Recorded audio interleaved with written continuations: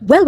Imagine, sobrang gutom na gutom ka na dahil galing ka sa work at syempre, meron tindera na tinatawag ka dahil sinasabi niya 50 pesos na lang lahat to kasi nag-sale na sila kasi nga magkuklose na sila guys. Kaya ang ginawa ko ay binili ko na kasi sobrang nagugutom talaga ako guys. Kaya ito, tingnan nyo, sobrang dami. Tingnan nyo, mga 300 siguro ang price niya yan because you know, nagsisale na nga sila kasi dumaan nga ako dahil gabing-gabi na, mag-close na sila, nagsisale na nga sila o 50 pesos na lang lahat yan. Pero after ko binili lahat yan ay maraming nagtanong kung meron pa bang barbecue, di ba? Nakakatawa. Pero tapos na nabayaran ko na yung 50 pesos kasi ayaw ng tindera na awayin ko siya kaya wala na siya magagawa dahil 50 pesos na lang yung benta niya sa akin dahil mag-close na nga. Kaya di ko ina-expect na mai-enjoy ko ang gabi dahil masarap yung ulam ko ngayong gabi dahil nagkaka-save nga dahil 50 pesos nga lahat yan, di ba? Tingnan niyo, sobrang sarap yung timpla guys, sobrang sarap yung sauce, yung timpla at saka yung barbecue. Tingnan niyo, sobrang sarap ng barbecue guys. Hindi ko akalain na magmumukbang ako ng barbecue for only 50 pesos na lang dahil nag-sale na nga. At syempre, I'm so happy na sobrang gabi ko na umuwi dahil nag-sale yung barbecue. Tingnan niyo, sobrang sarap kahit ikaw mabubusog ka talaga dahil sobrang sarap dahil madami yan. Pero dangerous to guys, dangerous kapag araw-arawin mo dahil cancerous to kapag araw-araw. Ay kakain ka nito dahil hindi talaga to healthy foods guys. Okay lang kung paminsan-minsan pero wag mong araw-arawin.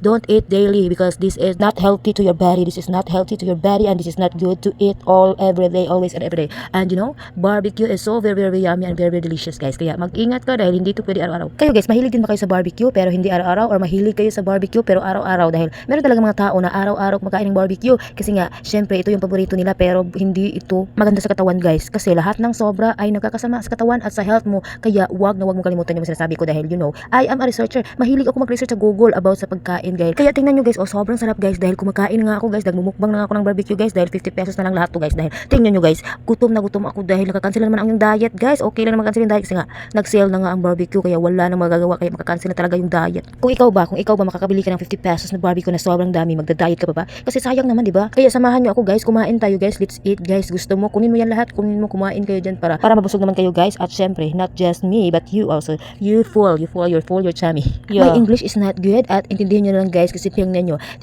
palagi naman akong nabubulol-bulol kaya dapat masanay na kayo sa mga voice over ko guys dahil I am doing my best because Facebook always say to me to upload more videos because you know, they are suggesting me to upload more and more videos. Kaya naman kahit inaantok na ako ngayon, nagvo-voice over pa ako dahil sinasabi ni Facebook mag-upload ng video kasi nga na-meet ko daw yung requirements nila para mag-upload na naman ako ulit yung video. Kaya naman, thank you for watching. See you on my next vlog. Please follow and subscribe.